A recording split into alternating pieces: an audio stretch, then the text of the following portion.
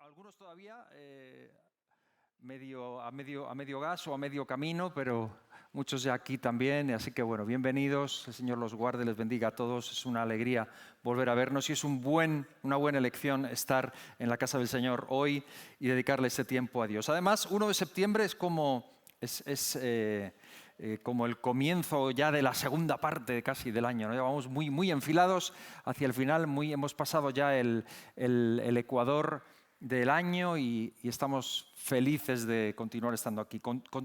Seguimos con nuestro lema, con el tema de la metamorfosis, creyendo que el Señor nos cambia día a día. Y hoy, primer domingo del mes, tomaremos la Santa Cena, así que recuerden que nuestra ofrenda la pasaremos al final. Aquellos que ofrendan online o desde algún otro lugar pueden hacerlo en cualquier momento, pero los que traen sus ofrendas al alfolí, pues al final lo hacemos pasando con la Santa Cena, depositamos la ofrenda y participamos del pan y del vino. Así que hoy tenemos la Cena del Señor.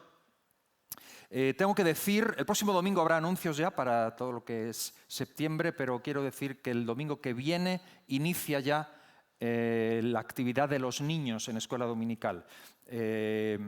Así que todos los papás que tienen a los niños en edades de escuela dominical, en las diferentes edades, ya el próximo domingo empezarán. Y los jóvenes no empiezan el próximo sábado, sino al otro, el 14, así que va arrancando todo de forma paulatina. El próximo domingo tendremos los anuncios y todos podrán ver las actividades, dónde están más o menos y cómo siguen. Así que bueno, seguimos orando por nuestros enfermos, seguimos orando por los hermanos que regresan y dando gracias al Señor por la oportunidad de estar en su casa. Hoy, hermanos, como digo, es un día en el que vamos a tomar la Cena del Señor y yo he tomado este título, Pan y Vino. Quisiera hablar precisamente y arrancando ahora en septiembre, esta temporada que ya nos lleva al otoño y hacia el invierno y final del año, aprovechar este momento para hablar de estos símbolos, el pan y el vino. Y para ello quiero leer un pasaje que está en Lucas 7, que no trata directamente de la Santa Cena, pero sí hace una mención de algo que me parece importante y que quiero incluir a la hora de hablar de ello y de que meditemos en ello. Hacía tiempo que quería tener un día en el que pudiéramos hablar de la importancia y de estos símbolos y de su significado para nosotros y lo que hacemos realmente cuando nos reunimos. Y hoy es un día muy especial, por eso, precisamente, porque es el día del Señor, el gran día del Señor, pero también es el día en el que venimos a tomar el pan y el vino y lo hacemos recordando a Jesús. Así que quisiera leer en Lucas, en el capítulo 7, versículos del 31 al 35, es Jesús hablando y, como digo, no está hablando de la Santa Cena, pero dice estas palabras. Pongámonos en pie, por favor, lo leemos y después oramos. Es del 31 hasta el 35, Lucas 7, y estoy leyendo de la versión, la Biblia de las Américas, en esta ocasión. Y es también la que podemos ver en la pantalla, así que si estáis leyendo vosotros en otra versión, pues igual cambia un poco, pero el contenido es el mismo. Dice así, Jesús hablando: ¿a qué entonces compararé los hombres de esta generación y a qué son semejantes? Son semejantes a los muchachos que se sientan en la plaza y se llaman unos a otros y dicen: os tocamos la flauta y no bailasteis, entonamos endechas y no llorasteis. Porque ha venido Juan el Bautista, que no come pan ni bebe vino, y vosotros decís: tiene un demonio. Ha venido el Hijo del Hombre, que come y bebe, y decís: mirad, un hombre glotón y bebedor de vino, amigo de recaudadores de impuestos y de pecadores. Pero la sabiduría es justificada por sus hijos. Amén. Esta es la palabra del Señor en esta mañana. Vamos a orar, y tomamos asiento y meditamos en ella. Señor, gracias una vez más por tu palabra, gracias porque nos alimentas a través de ella, nos das entendimiento, ayúdanos a entenderla también hoy, Señor. Guíanos, enséñanos, abre nuestros oídos, úngelos, Señor, unge nuestros corazones, unge mis labios para hablar de ti también y glorifícate, haz tu obra en medio nuestro tal y como tú te la hayas propuesto, Señor, en el nombre de Jesús. Amén. Amén. Tomen asiento, hermanos. Gracias. Amén.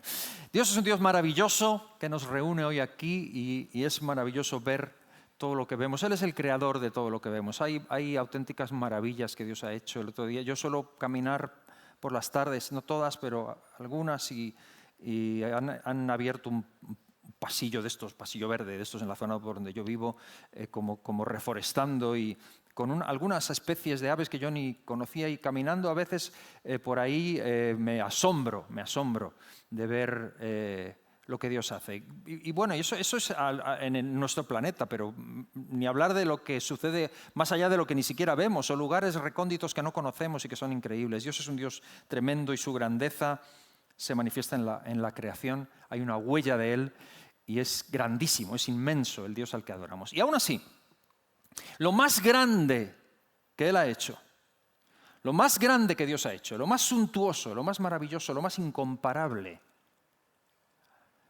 es salvarnos. No hay nada como eso. Que Él nos salvase en la cruz, conseguir el perdón para nosotros, redimirnos, que tiene que ver con el pasado. Conseguir transformarnos día a día a través de su Espíritu Santo, que tiene que ver con el presente, y que es la metamorfosis de la que hablamos. Conseguir la vida eterna para nosotros, que es el futuro. Su salvación es algo increíble, es algo grandísimo, es lo más grande, tan grande que para algunos es increíble. Algunos no pueden ni creerlo. El otro día alguien me mandaba una supuesta conversación entre dos gemelos en el vientre de su madre, que es un pensamiento que lo reflejó un pensador húngaro, cómo él explicaba la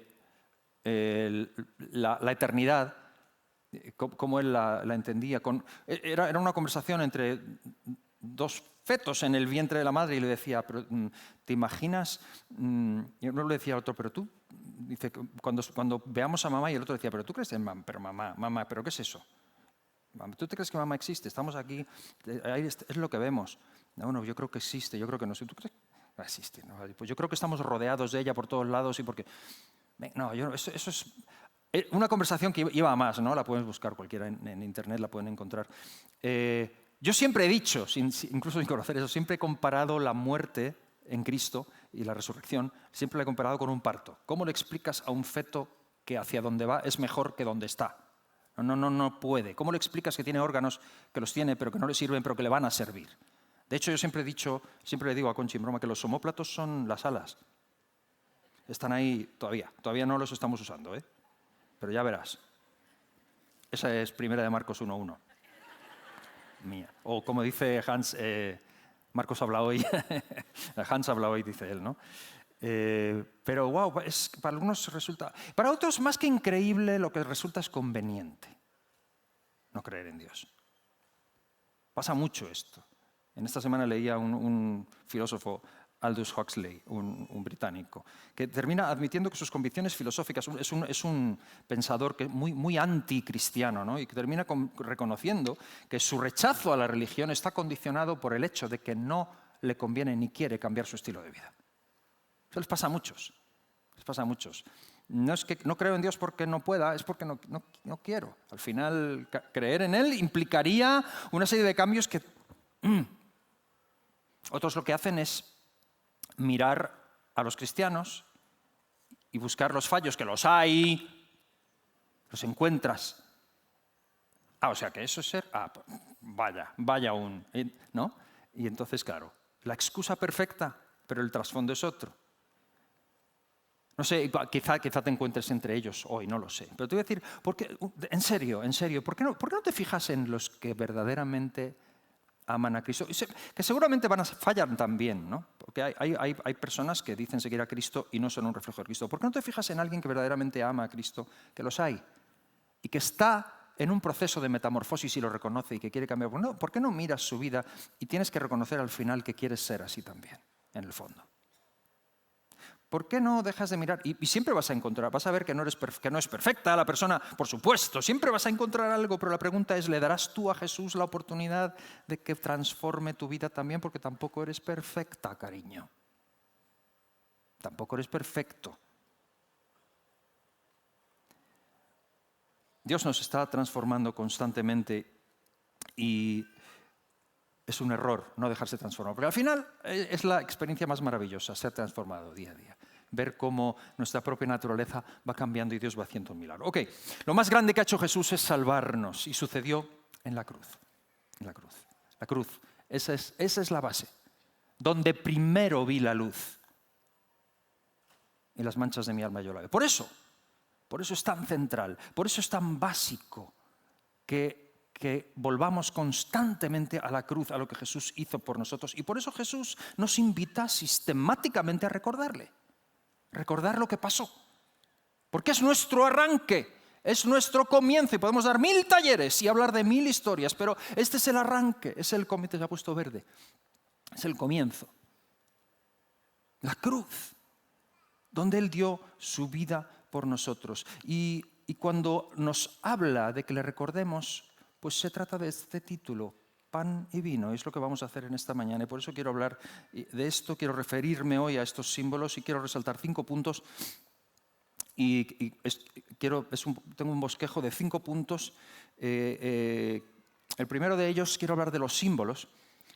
Los símbolos, lo que son estos símbolos, el pan y el vino. En segundo lugar, quiero hablar del significado que tienen.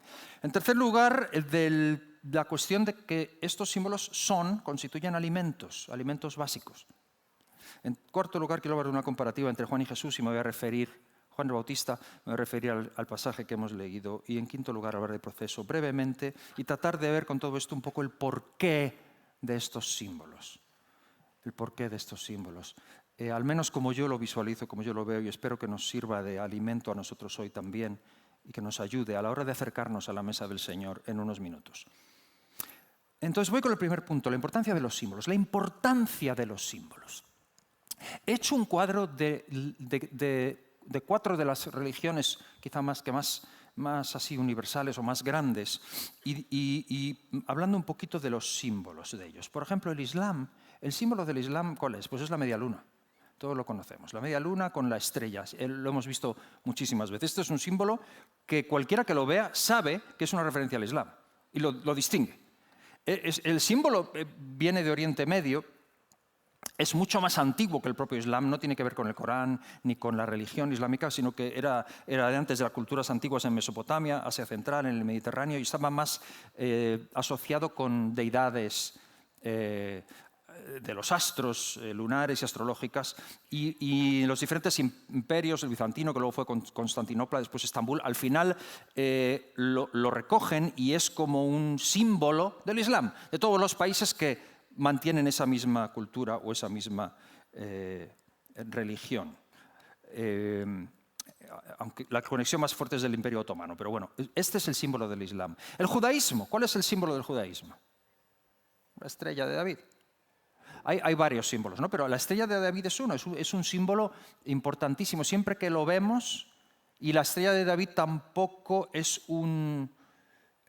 tampoco está bíblicamente directamente conectada con David, sino que tiene otros orígenes también.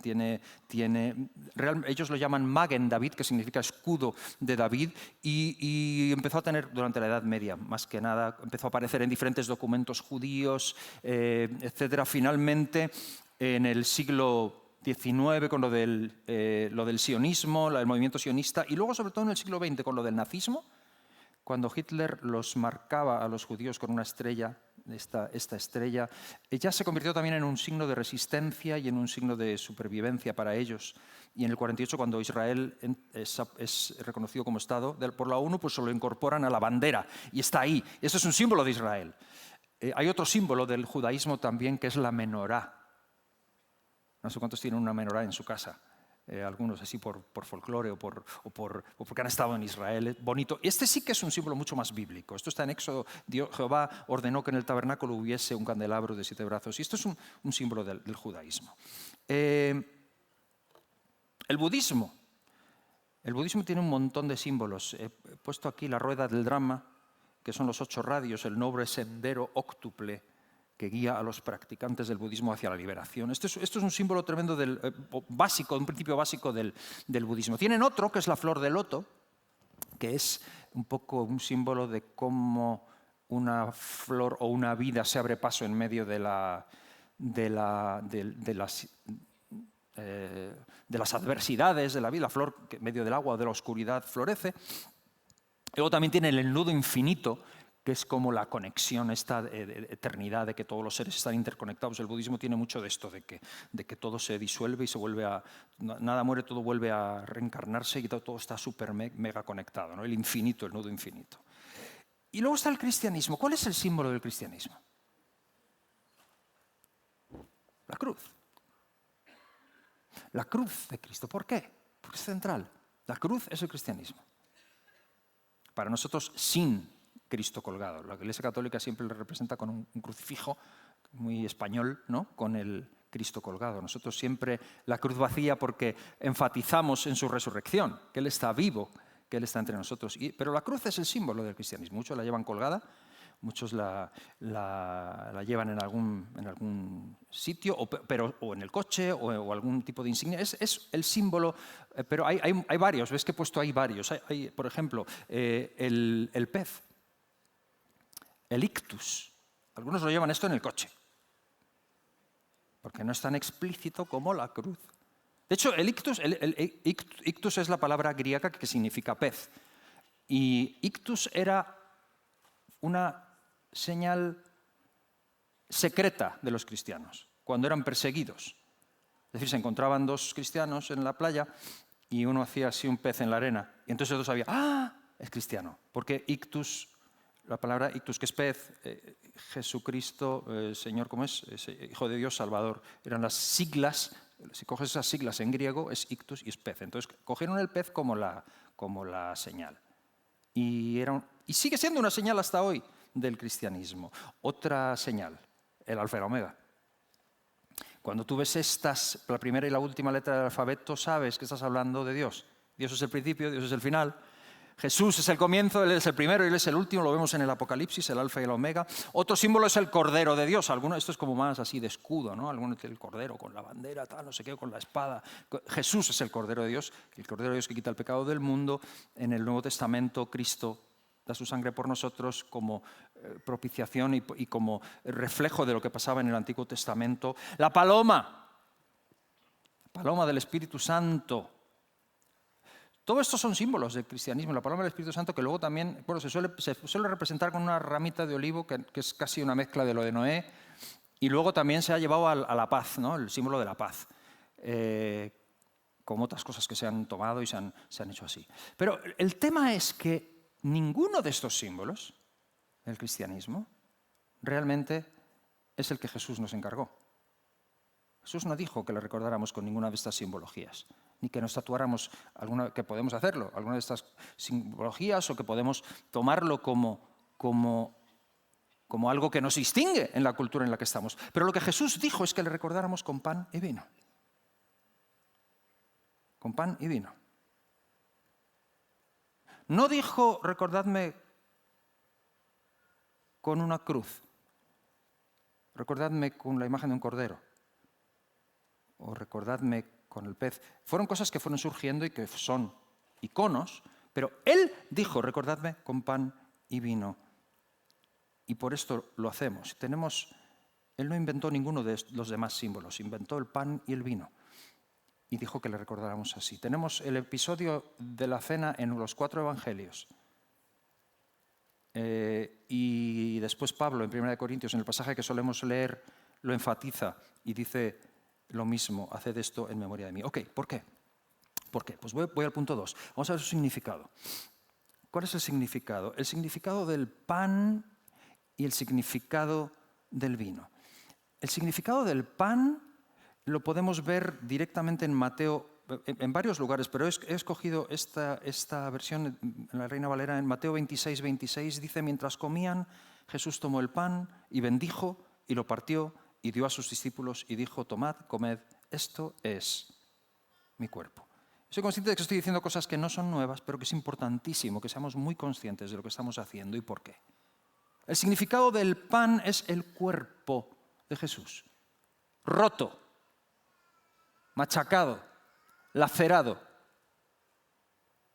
torturado por nosotros. Por lo tanto, el pan, cuando tomamos el pan, estamos recordando el cuerpo de Jesús. Estamos recordando el dolor físico de Jesús. Es lícito pensar, meditar en el dolor de Jesús. Lo digo porque a algunos les da grima. Dicen, prefiero... Es lícito y es importante que sepas que Él pasó todo tipo de flagelación, tortura, dolor, físico, emocional, espiritual, el que tú quieras, lo pasó. Lo que tú estés pasando, Él pasó más. Lo que tú estés pasando no es más de lo que Él pasó. Por ti y por mí. Es importante y Jesús quiere que recordemos su sacrificio humano, físico, real, auténtico, su cuerpo. El cuerpo es lo físico, es lo que duele. Es donde se encuentra el placer y es donde se encuentra el dolor. El mayor placer y el mayor dolor está en el cuerpo. Cuando tomamos el pan recordamos el cuerpo de Cristo en la cruz, no caminando sobre el mar, en la cruz. Eso es lo que recordamos con el pan. Por tanto, ese es el significado. El vino. Leo también en Mateo 26, esta vez el versículo 27, dice, tomando la copa y habiendo dado gracias, les dio diciendo, bebed de ella todos. Esa es su sangre derramada por nosotros. El significado del vino es la sangre de Jesús. La sangre de Cristo derramada por nosotros, lo cual va un paso más allá del dolor en sí. Porque el dolor es una cosa, pero lo que la sangre de Cristo consigue es el perdón. Cuando tomamos el vino, estamos recordando la sangre de Jesús derramada. Es más allá del tema del dolor, es lo que la sangre de Cristo consigue por nosotros, redimirnos. Es complicado explicar todo ese proceso, pero el sistema de sacrificios hebreo proveía una situación en la que cada año se sacrificaba y se vertía la sangre de un animal para que los pecados del pueblo fuesen cubiertos, tapados, la ira de Dios aplacada durante un año.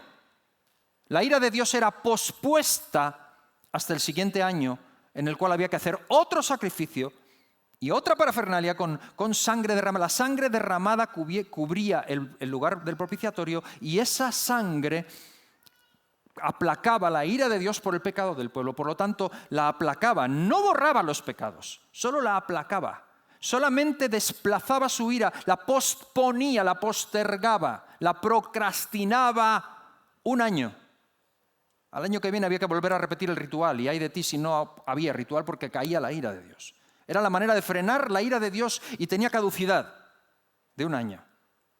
El poder de la sangre de Jesús es que de una vez por todas y para siempre Él es el Cordero de Dios cuya sangre es derramada una vez y para siempre y no hay más sacrificio. Se acabó el sistema de sacrificios. Eso es lo que recordamos cuando tomamos el vino. Hemos sido redimidos, hemos sido perdonados. El milagro es increíble. Es lo más grande que Él ha hecho jamás. Por eso cuando el domingo pasado cantaban la fuerza de la cruz, es rojo carmesí, la sangre de Jesús fluyendo para ti. Libres del ayer, hijos del perdón. Fuimos redimidos por la gracia de su amor. La fuerza de la cruz. No hay nada como la fuerza de la sangre de Cristo derramada en la cruz. Eso es lo que recordamos. El poder de la sangre de Jesús es que anula y desvanece nuestro pecado para siempre. No hace falta más sacrificio. No hace falta penitencias, rodillas sangrantes, kilómetros hasta visitar una ermita. Su sangre fue derramada por nosotros para que ninguna otra sangre tuviese que ser derramada más. Fuimos perdonados y redimidos. Un detalle más aquí en este punto. Los evangélicos creemos y veneramos estos símbolos. En otras palabras, creemos que estos símbolos son eso, símbolos. No son literalmente el cuerpo y la sangre de Cristo. Cosa que la Iglesia Católica sí cree. Nosotros no creemos en la doctrina de la transubstanciación, que dice que en el momento en el que el sacerdote lo bendice es literalmente el cuerpo y la sangre de Cristo. No creemos, eso es mi convicción profunda. Somos evangélicos, mi convicción profunda como evangélico es que son símbolos que representan, como Jesús dijo, hacerlo en memoria de mí. Aunque cuando él dice esto es mi cuerpo y esto es mi sangre, no está diciendo literalmente esto es, sino que está diciendo esto representa, no es. Evidentemente él iba a hacerlo y del mismo modo que habló múltiples veces en parábolas y utilizó símiles, está dejándonos esto para que no comamos en un modo canibalista como los judíos sospechaban y le acusaban, sino que son símbolos que nos recuerdan su cuerpo y su sangre. Simplemente la memoria, el poder de la memoria de lo que él hizo por nosotros. Entonces no creemos que es una transubstanciación, que el cuerpo se hace físicamente real en este momento, pero sí creemos que es un momento sacro, es un momento brutal, es un momento insustituible, es un momento en el que él se hace presente entre nosotros y suceden cosas porque le estamos recordando a él y no hay nada como traer a Jesús en medio nuestro. Amén. Tercer punto, que yo lo he llamado el alimento básico, tiene que ver en primer lugar con la pregunta de ¿por qué pan y vino? ¿Por qué? Recordadme con pan y vino. Es decir, ¿por qué no carne y fruta? ¿Por qué no pescado y caviar? ¿Por qué no mariscos y pescado blanco? No sé. ¿Por qué pan y vino? Y bien, yo lo he llamado alimento básico. Vamos el énfasis primeramente en básico. Yo creo con todo mi corazón que uno de los motivos es porque el pan y el vino era el alimento más básico que había. Lo más básico para cualquier familia de comida. Es lo que no podía faltar en la mesa. En ninguna mesa judía podía faltar el pan. En ninguna mesa judía faltaba el vino. Podían faltar otras cosas. Podían faltar manjares exquisitos. Podían faltar, no sé, grandes bebidas sofisticadísimas de no sé qué proceso. El vino no era lo que es hoy. El vino no era lo que es hoy con todas las categorías y con los precios y con cosas que no cualquiera se puede permitir. El vino estamos hablando de una sociedad agraria que vivía del campo y que recogía de sus propios frutos y lo que tenían básicamente y lo que más abundaba, de lo que más abunda allí es el trigo y la vid sobre todo. Y entonces la bebida básica para ellos era el jugo, el fruto de la vid. Era lo que bebían. Y lo regaban con agua y de eso tomaban y a veces estaba en proceso de mayor fermentación o menor, todo eso es discutible, pero era el fruto de la vida, era lo más básico que ellos tenían. Por lo tanto, hablar del pan y el vino está diciendo y está dando un significado muy, muy importante y significa que no hay ningún ser humano que no pueda acceder a ello. No es algo que esté al alcance de unos pocos y de otros pocos, no. Significa que no hay nadie que no pueda recibir el Evangelio. No hay clase demasiado baja para recibir el Evangelio. No hay clase demasiado sucia, no hay condición demasiado baja, ni demasiado alta, ni demasiado a la derecha, ni demasiado a la izquierda, ni demasiado arriba, ni demasiado abajo. Todos pueden recibir el Evangelio, cualquiera puede recordarlo. No está pidiendo nada grandioso. Está diciendo que le recordemos con algo que todos pueden hacer y que todos pueden recordarle porque es pan y vino. Por lo tanto, si alguna vez alguien te hizo sentir que el Evangelio no es para ti, si alguna vez alguien te ha hecho sentir que tú, por tu condición, raza, errores, pasado, pecados cometidos, marcas que traes, carácter, vicios, ataduras, lo que quieras. Si alguna vez alguien te ha intentado convencer de que por alguno de estos motivos o cualquier otro el Evangelio no es para ti, no puedes alcanzarlo, tú no, esto no es, que yo. Te han engañado porque Jesús lo regaló para ti. Y te dice que lo recuerdes, con pan y vino puedes. Si alguna vez, a lo mejor no alguien, pero tú mismo o tú misma, has llegado a pensar que realmente tú te conoces. Y realmente tu condición, tu identidad, tu forma de ver la vida, tu manera de enfocar las cosas, no eres alguien constante, eres alguien que falla. Si has llegado a pensar que el Evangelio no es para, que tú no calificas, te estás equivocando porque la sangre de Cristo fue derramada por ti. El cuerpo de Cristo fue roto por ti y te pide a ti que lo tomes, que lo recuerdes y que seas transformado, que seas transformada. Él te ama como eres. Lo cual no significa que te va a dejar como estás, te acepta como eres, pero va a cambiarte, te va a transformar. Estamos en medio de una metamorfosis, pero es para ti, es para cualquiera de nosotros. Por lo tanto, no se te olvide nunca, si no eres cristiano, si no sigues a Jesús, será por algún motivo, pero no será nunca porque no puedes. No vuelvas a decir eso. Es para ti. Por supuesto que puedes. Él lo puso a tu alcance. Y nos dice que lo recordemos con lo más básico. Pongo el énfasis ahora en esto de alimento básico, lo pongo ahora en la otra palabra, en alimento. Es alimento. Es alimento básico. Cuando hablamos del pan y del vino es alimento básico. No es entretenimiento básico, es alimento. Quiere decirse, el pan y el vino, Jesucristo, no es un complemento a la dieta. No es un añadido, es básico, es fundamental. No es si esto no funciona, prueba esto otro. No. Es algo absolutamente fundamental. Significa que no puede ocupar un lugar secundario en tu vida. No puede ocuparlo, no es sustituible. Significa que ni tu trabajo, ni tus hobbies, ni tu familia, ni tus redes sociales, ni tu relación con los demás, ni tus problemas personales, emocionales, lo que tú quieras, puede ocupar el lugar de Jesús. Bueno, puede ocuparlo. Claro que puede. Pero el resultado será que presentarás un cuadro de raquitismo espiritual. Serás cristiano porque tú lo dices, pero tu actitud diaria frente al Evangelio de Cristo y tus decisiones dependerán del pie con el que te levantes. Me explico, es alimento básico. Es algo absolutamente fundamental. Y una cosa más en este punto. Quiero hablar de la periodicidad. Hablando del alimento básico. Dime, ¿con qué periodicidad comes tú al día?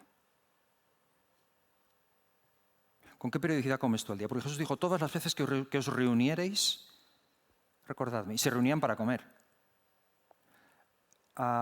Con el tiempo hemos convertido la Santa Cena en algo convencional, algo institucional, algo sagrado, eclesial, y está bien para que no lo profanemos y para que esté pues en el contexto en el que debe estar, no lo arrastremos a otros lugares. Es correcto. Pero lo que Jesús está diciendo, no está diciendo que cada vez que nos reunimos tenemos que celebrar la Santa Cena como un dogma y que si no lo hacemos estamos mal. No está diciendo eso. Hay gente que lo practica semanalmente, hay gente que lo practica mensualmente, hay gente que... No está hablando de eso. Lo que está hablando es que Jesucristo no es de consumo mensual. Que el cristianismo no es una religión de consumo semanal. Es diario. Es como el alimento. Tú no puedes vivir del alimento de hace un mes. No es posible. Tiene que ser constante, tiene que ser diario, tiene que tener una periodicidad. La práctica comunitaria de tomar la Santa Cena juntos pues hace, y en una ciudad como Madrid, pues más. Es difícil que nos juntemos todos para esto todos los días. Y entonces, como iglesia local, lo hacemos así porque queremos estar todos juntos y queremos hacerlo. Y es correcto. Pero entiende lo que Jesús está diciendo y lo que te quiero dejar. Cuando Él nos dice que le recordemos con pan y vino, tú tienes que recordarle a diario. Tienes que recordarle a diario. Cuando lo hacemos juntos es algo sagrado. Estamos anunciando la muerte del Señor hasta que Él venga, pero tú tienes que recordar a Cristo. Cristo tiene que ser visible en ti y en tu memoria a diario. Igual que el alimento, por eso lo es. Por el punto número 4 quiero mencionar brevemente la diferencia entre Jesús y Juan. Y aquí es donde me quiero referir al pasaje que hemos leído, en el que Jesús habla de Juan el Bautista y de él. He puesto aquí dos imágenes y creo que se ve claramente quién es Juan el Bautista y quién es Jesús, ¿no?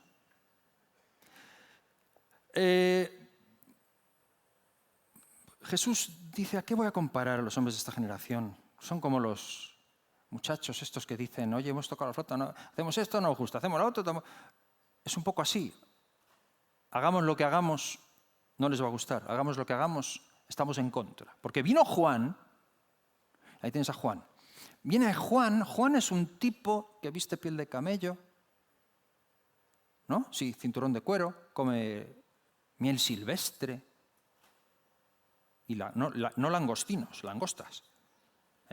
No eran gambas lo que comía, eran langostas del campo.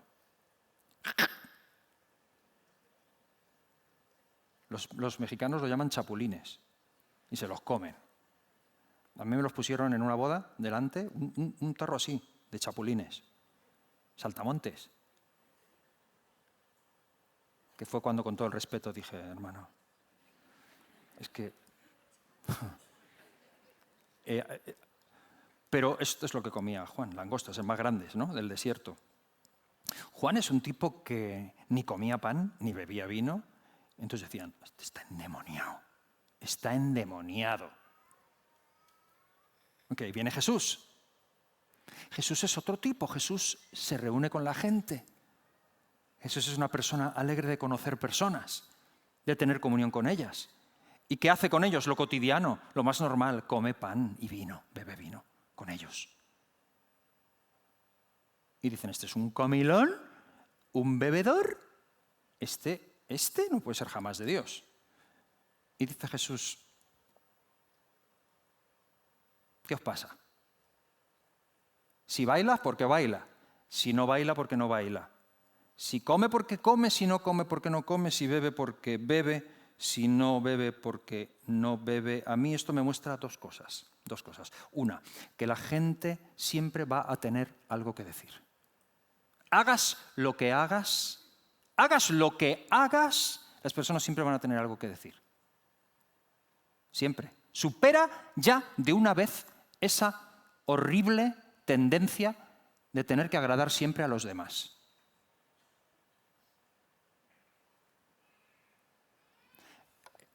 Este tema merece una predicación aparte, en serio. Y sé de lo que estoy hablando. Yo soy una persona que batallo mucho con lo de agradar a los demás. Es un problema. Supéralo. Vive para la audiencia de uno. Vive para agradarle a él. Porque hagas como hagas, ¿sabes? Es un error tratar de agradar al mundo para tratar de acercarlos a Cristo. No va a funcionar. Y dos, lo que me enseña esto también es que Jesús no es Juan. ¿Podemos ver la imagen? Jesús no es Juan. Jesús no es Juan, son muy diferentes. Y mi pregunta es esta. Mi pregunta es esta, y me la puedes contestar. ¿A quién estamos llamados a imitar? ¿A Jesús o a Juan? ¿A Juan? ¿En serio? ¿Verdad que no? Mi modelo no es Juan. Mi modelo es Cristo. El ascetismo está muy bien, no digo que no, para crecer, y no digo que no haya que apartarse en ciertos momentos y hacer ayunos y estar y crecer en el Señor, pero no es el estilo de vida al que fuimos llamados. Cristo se apartaba en horas oscuras cuando no había nadie con Él, sacrificaba de su propio tiempo para estar con Dios, para luego el tiempo normal estar con las personas. El sacrificio de Cristo era Él mismo. No vivió su espiritualidad en función de cuánto se apartaba de la gente y se alejaba. Juan representa un modelo antiguo testamentario de profeta, que tiene su lugar y que está muy bien para lo que él tenía que hacer. Y acaba decapitado y entiendo que y yo no tengo nada que decir en contra de Juan el Bautista. Dios me libre. Jesús dijo, entre los nacidos de mujer no hay otro mayor que él. Lo que digo es que no es mi modelo. Mi modelo es Jesús. Jesús dijo, como el Padre me envió a mí, así os envío yo a vosotros. No dijo como el Padre envió a Juan, os envió. Como me envió a mí. ¿Cómo envió a Jesús? Como hombre comilón y bebedor. No se trata de que te conviertas en un comilón y un bebedor. Eso fue una acusación falsa que le hicieron a Jesús. No se trata de eso. Lo que se trata es que Jesús nunca le hizo ascos a una buena comida con tal de estar con la gente. Quería estar con la gente. Y nunca rechazó a nadie, ni rechazó la comunión con ellos con tal de estar cerca e impartirles quién era Él y la vida que Él tenía para darles. Y ese es mi modelo. Y cuando recordamos a Jesús con pan y vino, también nos recuerda esto. Recuérdalo. ¿Por qué dijo, recordadme con pan y vino? Porque le habían insultado. Habían dicho que era un hombre comilón y bebedor y nunca se avergonzó de nadie, no se avergonzó de nadie que iba con él. Comió con ellos. ¿Sí o no? Es mi Cristo. Y cuando tomes el pan y el vino, recuérdalo. Recuerda quién es Él. Y por último, el punto número 5. El proceso. El proceso. Lo quería dejar como último punto. Mucho que hablar aquí, pero quiero resumirlo mucho. Y vamos a la Santa Cena, a tomar el pan y el vino y recordar a Jesús. El proceso, me refiero a lo siguiente. Escucha, tanto el pan como el vino no son creaciones de Dios. O sea, no lo son como lo es el hombre, como lo son los animales, como lo son las plantas, que Dios los hizo con su palabra o con sus manos, los produjo. No, el pan y el vino son el resultado siempre de un proceso complicadísimo que lleva tiempo y dedicación. Míralo, hacen falta manos ahí. Hace falta todo un proceso que en principio pensé que sería interesante poner todo, pero no, cada uno lo puede investigar eso. Tú te puedes poner a investigar, hay gente aquí que hace pan. Y a lo mejor hay gente en la industria vinícola, no lo sé. Hay gente que sabe mucho más que yo. Los procesos son muy complicados, pero lo que quiero decir es que el pan y el vino son elementos que para llegar a ser lo que son, o sea, no nacen sabiendo. Para llegar a ser lo que son tienen que pasar un proceso que atraviesan, es una metamorfosis, ambos tienen que pasarlo. Surgen de un crecimiento sano, una semilla, o sea, un fruto. Y en segundo lugar, tienen que ser sometidos a un proceso que abarca, en el pan, por ejemplo, la limpieza, la molienda, el tamizado, el amasado, la fermentación. No voy a enrollar con eso. En el vino, la selección, el prensado, la fermentación, la maduración. O sea, todo hasta que llega el vino, a que tú lo puedas beber, es un proceso increíble. Un proceso que tiene dos características, y con esto lo dejo. La primera de ellas es que no va a ser nada agradable, no es agradable ese proceso. Y cuando piensas en todo ello, no lo es, y no lo fue para Jesús, por eso lo recordamos. No fue agradable para Jesús. Jesús tuvo que nacer como uno de nosotros. Desde la kenosis, el nacimiento, que se despojó a sí mismo, tomó forma de siervo, se hizo semejante a los hombres. Desde que nació, Herodes, Egipto, el desierto, la persecución, la tortura, no fue agradable. No lo fue. Y en segundo lugar, va a llevar tiempo. En el caso de Jesús, si piensas que nació sabiendo, es un error. Jesús aprendió, lo dice claramente Hebreos 5:8. Por lo que padeció, aprendió la obediencia. Y fue un proceso y tuvo que madurar 30 años hasta que entró en su ministerio y aprendió y le llevó una vida entera hasta la meta, hasta llevarlo. Y para nosotros estas dos van a ser las mismas características, las mismas, exactamente las dos mismas características. No va a ser fácil. Si piensas que para ti que va a ser fácil, no va a ser fácil. Cuando Jesús dice, llevad mi yugo sobre vosotros, mi yugo es fácil. ¿Cómo es? Mi yugo es ligero. No. Mi yugo es fácil, dice fácil, y ligera mi carga. De pronto no me sonaba lo de fácil, pero no vayas a pensar que es fácil. Eso te puede engañar a veces porque, claro, es fácil y ligera su carga cuando Él te va transformando y cuando su voluntad se va haciendo la tuya y es algo que sucede. Pero recuerda siempre que la base del cristianismo está en negarse uno mismo, que significa decir no a sí mismo. Y Jesús lo dice, el grano de trigo tiene que caer a tierra y tiene que morir y tiene que quedarse solo. Porque a menos que muera y se quede solo, no lleva fruto. Y eso no es fácil, no es agradable, no es bonito. Acabo de pasar una gastroenteritis y te digo, no es bonito, no es agradable, es como una muerte. O sea, cuando Dios trata con nosotros, no es fácil, es cambiar, es cambiar. Tienes que estar dispuesto a querer cambiar. Y para querer cambiar tienes que estar dispuesto, tienes que haber reconocido que donde estás no es donde deberías estar. Tienes que dejar las paparruchas esas ya de que, me quieren como soy. Olvídate, todo el mundo te acepta como eres, pero necesitas aprender a cambiar, a dejarte transformar en las manos. Necesitas saber que como estás no estás bien y que tú solo no puedes y que Él te transforma y que no es fácil. De hecho es imposible para ti, pero en sus manos es posible. Pero es un proceso que en el pan le lleva al horno, el horno. Y recuerdo a un gitano, el remache, que cantaba: gracias por haber calentado el horno más de lo acostumbrado. Estoy siendo horneado, estoy siendo transformado, estoy siendo moldeado en las brasas de tu trato. Y me confieso más cristiano. ¡Wow! En el caso del vino, te digo, la prensa, o sea, podríamos hablar de cada uno de esos elementos y no es fácil, no va a ser fácil, va a llevar tiempo. Y si has pensado que el segundo, va a llevar tiempo, si crees que esto es de la noche a la mañana,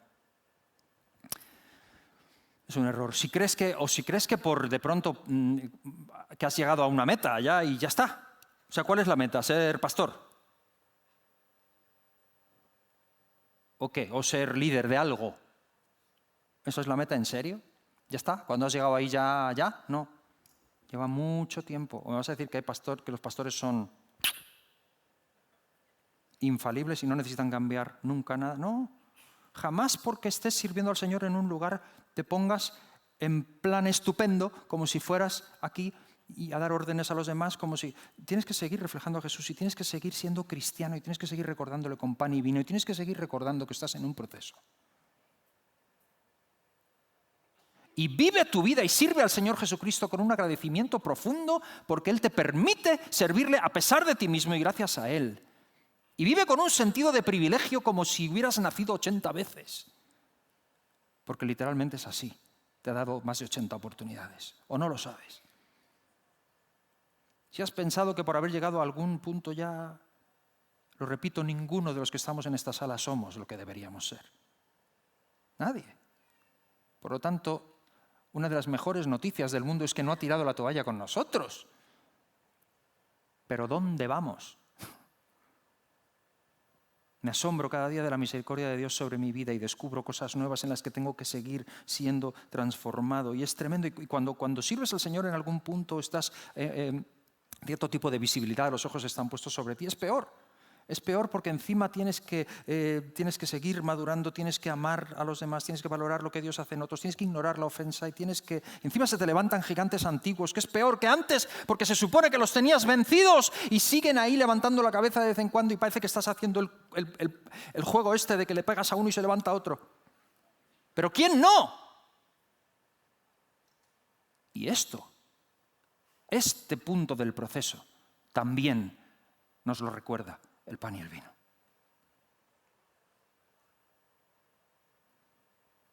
Por lo tanto, cuando nos reunimos, no es para llenar el vientre, no es para cumplir con un ritual, es para recordar al que clavado en una cruz nos dio lo que nadie nos podía dar. Y yo sé que son muchas cosas para pensar, pero valora lo que Jesús te da.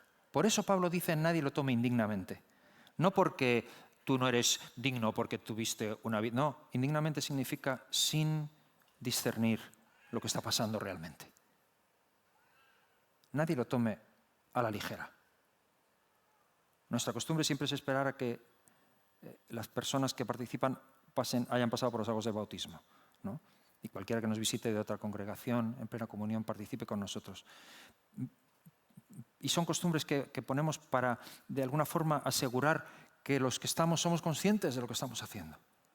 Siempre hay una lucha de tensión en la Santa Cena porque queremos ser exclusivos para los que aman al Señor, pero integradores para que cualquiera se sienta recibido, porque así es Jesús. Pero al final es algo personal. Toma la Santa Cena del Señor, toma el pan y el vino y tómalo dignamente. Tómalo sabiendo lo que es para ti. Toma siendo consciente de lo que significa para ti. Y participa de ello con gratitud y con la bendición que fluye para ti. Y te digo, la memoria es portentosa, poderosísima. Es poderosísimo lo que sucede cuando recordamos a Jesús. Cuando recordamos a Jesús, de verdad, resulta que no piensas en otras cosas. Resulta que Él es el centro. Resulta que ¿puedo pedir a los músicos, por favor, que suban? Y vamos a orar y enseguida nos preparamos para tomar la Santa Cena, el pan y el vino. Recuérdalo, recuerda a Jesús. Es un momento único, es un momento único. Es un momento único. No sé cuántas veces en la vida te ha pasado que estabas haciendo algo y ibas a lo tuyo y de pronto te has acordado de algo que has dicho, menos mal. ¿No te ha pasado? Y de pronto has cambiado los planes porque se te había olvidado. En serio, creo que uno de los peores males que puede sufrir un cristiano es olvidarse de quién somos. Olvidarse de la cruz. Esto es un ejercicio de memoria que nos salva constantemente. Constantemente nos salva. Nos vuelve a poner como un GPS sobre los raíles, sobre el camino correcto. Entonces vamos a orar y vamos a adorar al Señor. Pongámonos en pie y tomamos un corito de adoración. No sé si hay alguien aquí que no conoce a Jesús. Este es tu día. Si no conoces a Jesús, este es tu día, es tu oportunidad para hacerlo. Y al final te queremos dar esa oportunidad, que vengas y que le conozcas. Aquí en este lado queremos saludarte y orar contigo. Pero antes de eso vamos a participar de la Santa Cena. Oramos y enseguida adoramos al Señor. Padre, gracias por tu palabra. Gracias, Señor, por estar en medio nuestro. Gracias por bendecirnos. Y, Señor, queremos verdaderamente parar nuestros pensamientos y pensar en ti. Darte a ti el lugar que solo tú mereces, Señor. Este es tu tiempo solamente para ti. Te adoramos en el nombre de Jesús. Amén. No tengo nada para ofrecer.